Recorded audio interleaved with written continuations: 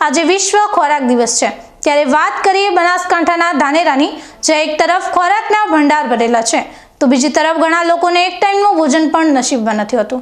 આ વિષમતા વચ્ચે ધાનેરાની education foundation ભૂખ્યા લોકોને ભોજન આપીને સાચા અર્થમાં ખોરાકની કિંમત સમજાવી રહી છે।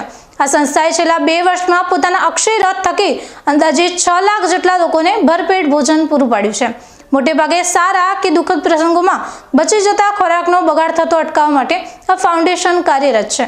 સંસ્થાના સેવાની ભાવના ધરાવતા યુવાનોને જ્યાંથી ભોજન બચવાની જાણ થાય છે ત્યાં પહોંચીને ભોજન લઈ આવે છે અને ગરીબ તથા શ્રમિક પરિવારો વસવાટ કરતા વિસ્તારોમાં પીરસી આવે છે। હાલમાં ધાનેરા તાલુકાની આજુબાજુ આવેલી 22 જેટલી જગ્યાઓ પર અક્ષય રથ નિયમિતપણે ભોજન આપી રહ્યો છે। આ ભોજનમાં મીઠાઈ સાથેનું પરિપૂર્ણ ભોજન હોય છે।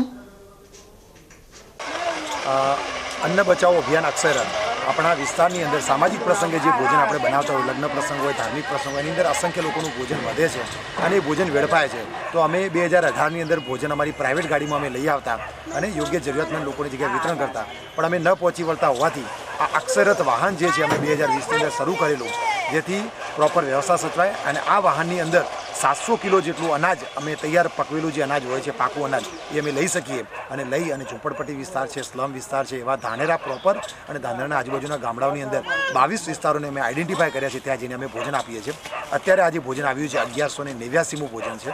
તો અમારું જે 2020માં શરૂ થયેલો જે અન્ન બચાવો અભિયાન જે અક્ષય રથ જે છે, અત્યાર સુધીમાં દર પ્રસંગે અંદાજે 500 લોકોનું ભોજન ગણીએ તો અત્યારે 6 લાખ લોકો સુધી અમે ભોજન પહોંચાડ્યું છે અને ઘણા બધા લોકો અમને ફોન કરે છે લગ્ન પ્રસંગ હોય ત્યારે અમે ઘણી વખત અમારે ના પાડવી પડે છે, કેમ કે અમારી પાસે ગાડીમાં ભોજન વ્યવસ્થા પેક થઈ જાય છે। આ ભોજન લેવા માટે ગાડી 12:30 વાગ્યાથી જાય છે, સાંજે 4-5 વાગ્યા સુધી ભોજન કલેક્ટ કરે છે આજુબાજુના 25 કિલોમીટર સુધી, અને લાવ્યા પછી સાંજના 7 વાગ્યા પહેલાં અમે એનું વિતરણનું પ્લાનિંગ કરીએ છીએ।